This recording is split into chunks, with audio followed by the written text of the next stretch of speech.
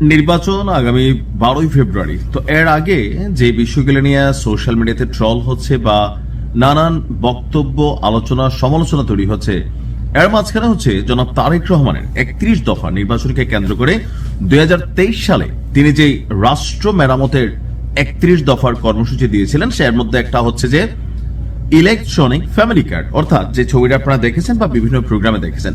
এই ফ্যামিলি কার্ডটা আসলে কি, এমনকি এই ফ্যামিলি কার্ডটা কিভাবে পাওয়া যাবে, বিএনপি যদি পাশ করে কত পরিবারকে দেওয়া হবে, এক পরিবার কত হাজার টাকা পাবেন, এমনকি এই টাকা তারা কিভাবে খরচ করবেন, এমনকি কারা পাবেন, 4 কোটি পরিবারকে একসাথে পাবেন নাকি ধাপে ধাপে পাবেন, কারা এটার জন্য উপযুক্ত হবেন, অনুপযুক্ত হবেন, এই বিষয়গুলি। তবে উদ্যোগটা প্রশংসনীয়।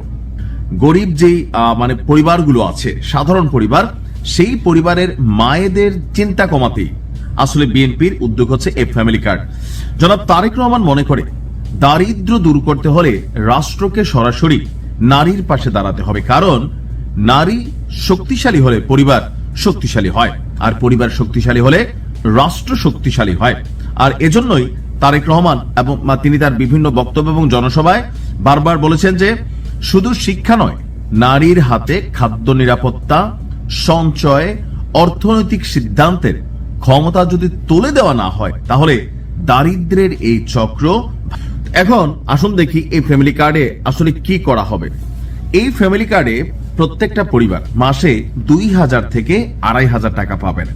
এখন এটা কিভাবে নির্ধারিত হবে, যখন সিস্টেম চালু হবে, বিএনপি ক্ষমতায় যাবে, এটার উপর বিশাল একটা আবার কর্মযোগ্য ব্যাপার স্যাপার আছে।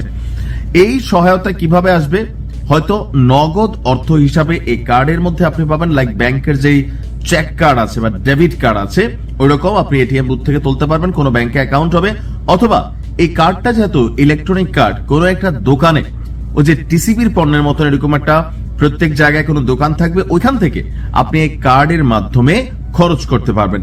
চাল, আটা, ডাল, ভোজ্য তেল বা আরো বিভিন্ন জিনিস। আর এতে একটি পরিবারের ন্যূনতম খাদ্য চাহিদার বড় অংশ নিশ্চিত হবে, মোটামুটি হয়ে যাবে একটা ছোটখাটো ব্যাপার। খাবারের পেছনে মাসিক ব্যয় কমে গেলে পারিবারিক ব্যয় স্বস্তি পাবে, আর সেই স্বস্তির কেন্দ্রবিন্দুতে থাকবেন নারী, আর যার জন্য এই ফ্যামিলি কার্ড। এই কর্মসূচি হঠাৎ করে সারা দেশে 4 কোটি পরিবারকে দেওয়া হবে না।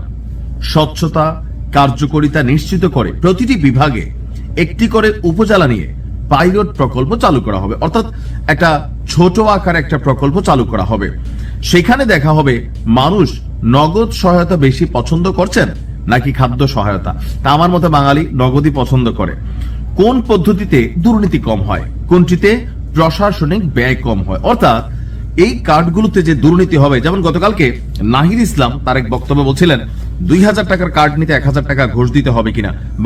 দেখা গেছে একটা প্রকল্প সরকার ভালো উদ্যোগে নেয়, কিন্তু গ্রামে থাকা হামলা চামলা বিচিনেতা যারা ধরেন রাজনীতির ধান্দা হিসাবে পেশা বানাই ফেলছে, এরা কিন্তু খায়া ফেলে। আর মানুষ ভাবে যে একটা কার্ডের লাগে 1000 টাকা দিলাম, আগামী 5 বছর তো পাইতে থাকবো, সো 1000 না, আমার মনে হয় 5000 করেও বাঙালি তো দিয়ে দিবে।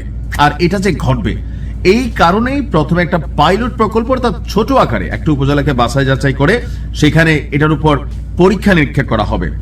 এই উদ্ভাবনী সামাজিক সুরক্ষা কর্মসূচির অর্থায়ন করা হবে বর্তমান যে রাজস্ব আছে এবং ব্যয়ের যে কাঠামো আছে এর মধ্য থেকেই, অর্থাৎ এটা বিএনপি বা জনাব তারেক রহমান নিজের পকেট থেকে আলাদা দিবেন কোনো কিছু না, এটা রাষ্ট্রীয় ব্যয় থেকে। প্রত্যেকটা সরকার যতগুলো সুযোগ সুবিধা দেয়, আবার আওয়ামী লীগ সরকার যা দিয়েছে, এগুলো কিন্তু রাষ্ট্রের টাকা, জনগণের টাকা, ট্যাক্সের টাকা থেকেই এই সিস্টেমগুলো চালু হয়। বরাদ্দ এবং ব্যয় ব্যবস্থাপনায় দক্ষতা বাড়িয়ে দুর্নীতি এবং অপচয় কমানোর মাধ্যমে এখানে সিস্টেমটাকে কার্যকর করা হবে।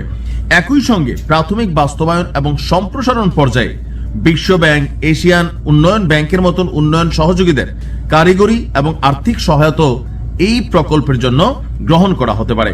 এই অভিজ্ঞতার ভিত্তিতে কর্মসূচিটি ধাপে ধাপে সম্প্রসারণ করা হবে, অর্থাৎ আস্তে আস্তে বাড়বে। প্রথমে আপনার 50 লাখ পরিবার সারা দেশ থেকে, এরপরে ধাপে ধাপে 4 কোটিতে যাবে। তার মানে একটু সময় লাগবে, তবে সিস্টেমটা খারাপ না যদি দুর্নীতি এবং ধান্দাবাজিটাতে বন্ধ করা যায়।